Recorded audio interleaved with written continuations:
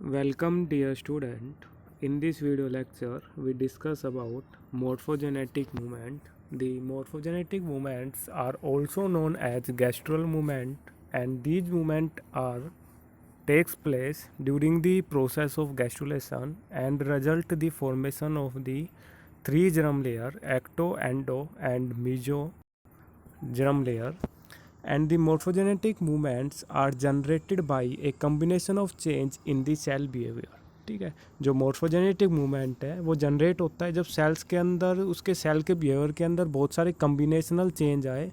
उस चेंजेस के कारण सेल्स क्या करना स्टार्ट करते हैं, माइग्रेट करना स्टार्ट करते हैं, जिसको हम क्या कह रहे हैं, morphogenetic movement. And these behaviour include change in the cell shape, cells की शेप के अंदर चेंज आना, साइज के अंदर चेंज आना, उसकी पोजीशन के अंदर चेंज आना, नंबर में चेंज आना, सेल टू सेल जो एडेशन होता है उसके अंदर चेंज आना, and cell to extracellular matrix के बीच में जो एडेशंस होता है उसके बीच में जो चेंजेज आता है, उन चेंजेस के कारण क्या होता है, सेल्स मूव करना स्टार्ट करती है और जर्म लेयर की फॉर्मेशंस करती है। And the morphogenetic movements are two types, epiboly morphogenetic movement and emboly morphogenetic movement.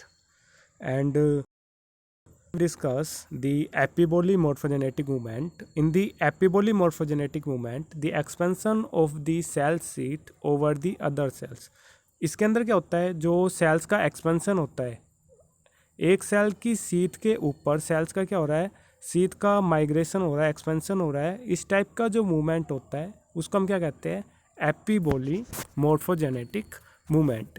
और इसका एग्जाम्पल है एपिबोली मोर्फोजेनेटिक मूवमेंट का कि जो एक्टोड्रम की फॉर्मेशंस हो रही है एम्फीबियंस के अंदर, सी अर्चिन के अंदर और टूनिकेट्स के अंदर, वो किसके कारण होती है, एपिबोली के कारण होते हैं। इसके अंदर जो सेल हो रहा है वो पेरिफेरी पे हो रहा है, एक सेल की जो शीट है उसके एक्सपेंशन पे हो रहा है। ठीक है, और due to result of epiboly ectoderm germ layer are formed, and then rest of fourth are example of emboli morphogenetic movement.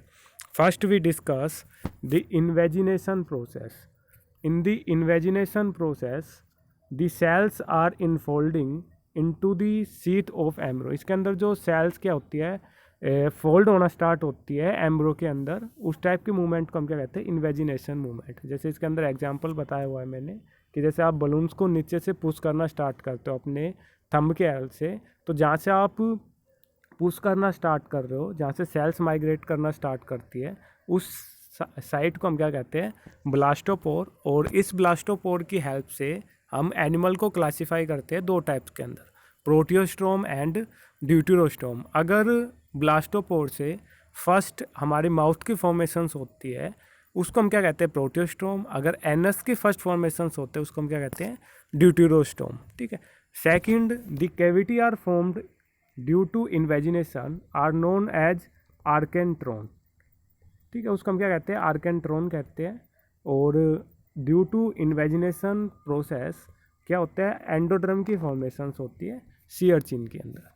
And the second process of emboly is involutions. In the involutions the inturning of the cell sheet over the basal surface of an outer layer. ठीक है, इसके अंदर जो outer layer के basal जो surface है उसके inner side जो मूवमेंट होता है सेल्स का, उसको हम क्या कह रहे हैं, इन्वोल्यूशंस कह रहे हैं। ठीक है, due to involutions the mesoderm are formed in the amphibian. ठीक है, एम्फीबियंस के अंदर मीजोड्रम की फॉर्मेशंस होती है।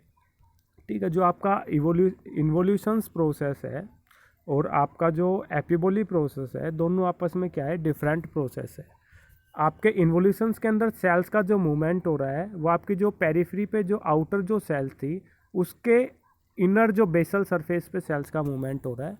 और आपकी एपिबोली के अंदर क्या हो रहा है, आपकी जो आउटर जो लेयर है उसका मूवमेंट हो रहा है उसकी इनर सेल्स के कंपेरिजन में। ठीक है, तो इन्वोल्यूशंस के कारण मीजोड्रम की फॉर्मेशंस होती है एंड एपिबोली के कारण एक्टोड्रम की फॉर्मेशंस होती है। And the third type of emboly is ingression. In the ingressions the migration of the individual cells into embryo. इसके अंदर क्या होता है, आपकी जो सेल्स है, इंडिविजुअल सेल्स है, वो क्या होती है, माइग्रेट होना स्टार्ट होती है और इसके कारण क्या होते हैं, सी अर्चिन के अंदर, ड्रोसोफिला के अंदर क्या होते हैं, मीजोड्रम की फॉर्मेशंस होती है, ठीक है। And the fourth type of amphiboly is delamination. In delaminations the splitting of the migration of the one sheet into one or two sheet from the cells are known as delamination. इसके अंदर जो sheet of sales है वो क्या हो रही है, migrate हो रही है, उस प्रोसेस को हम क्या कह रहे हैं,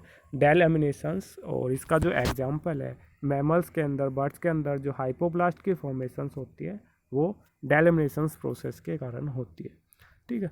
तो आपकी किसी भी ऑर्गेनिजम्स के अंदर जो एक्टोडर्म की फॉर्मेशंस होती है, एंडोडर्म की फॉर्मेशंस होती है, वो किसके कारण होती है, इन्वेजिनेशंस के कारण। एंड मीजोड्रम की फॉर्मेशंस होती है आपकी इन्वोल्यूशंस और इनग्रेशंस के कारण। एंड जो एक्टोडर्म की फॉर्मेशंस होती है वो एपिबोली के कारण होती है। Some more diagram to explain this one is invagination, involution, ingression, delamination and epiboly morphogenetic movement.